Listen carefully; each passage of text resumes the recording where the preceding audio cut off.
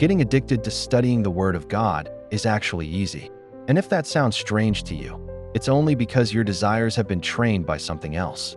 Before we go any further, if you want more scripture-centered reflections like this, subscribe to Bible with Light. We share God's Word to bring clarity, focus, and peace in a distracted world. You are not lazy, you are not spiritually weak, and your attention span is not broken, but your mind has been shaped. Scripture tells us not to be conformed to this world, but to be transformed by the renewal of our minds. Right now, the world is very good at training your mind. Ask yourself this honestly. Why can you scroll for hours without effort, but struggle to focus on Scripture for even 15 minutes? Jesus explained this clearly when he said that where your treasure is, there your heart will be also.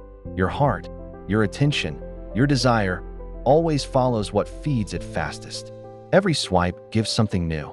A joke, a surprise, a momentary escape. The Bible tells us that the eyes of man are never satisfied. Constant stimulation trains the soul to crave novelty instead of depth. Your mind learns to avoid silence, avoid waiting, avoid effort. But the Word of God doesn't shout, it invites. God says, "Be still and know that I am God." Stillness feels uncomfortable, not because it's bad, but because we've trained ourselves to avoid it. So when you sit down with Scripture, your mind resists. Not because the Word lacks power, but because your attention has been shaped by noise. Before your desire for Scripture can grow, your soul needs quiet. This is not about punishment or restriction. It's about restoration. Even Jesus withdrew often to lonely places to pray.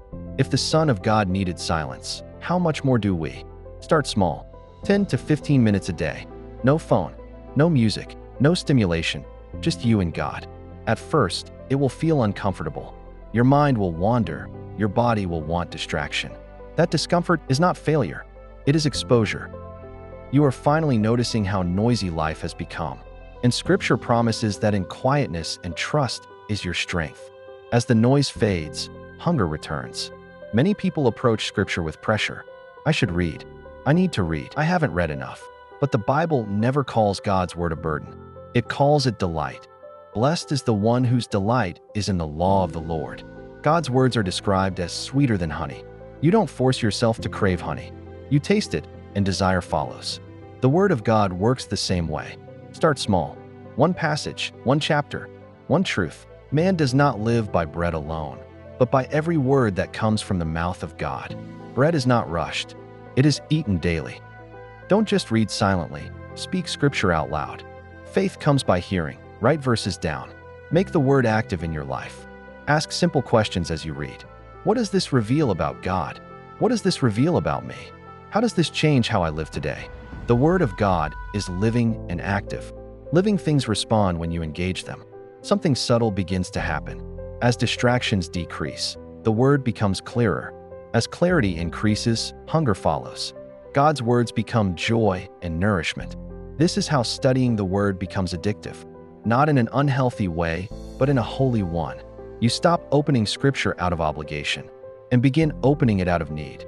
God's Word becomes a lamp to your feet and a light to your path. Light is hard to ignore once you've walked in darkness. I've seen it happen again and again. People reaching for their Bible instead of their phone. Not because they are super spiritual, but because their desires were retrained. The Word doesn't just inform you. It reshapes your appetite. Your mind is not broken. It has simply been trained. But God offers renewal. Stillness restores sensitivity. Scripture restores hunger. Light restores direction. Start today. Choose quiet. Choose the Word. Choose light. And slowly, gently, faithfully, your desires will follow. Taste and see that the Lord is good. Once you taste, you'll want more. If this message helped you, subscribe to Bible with Light so you don't miss future reflections rooted in Scripture and truth. Walk with us as we grow in the Word together.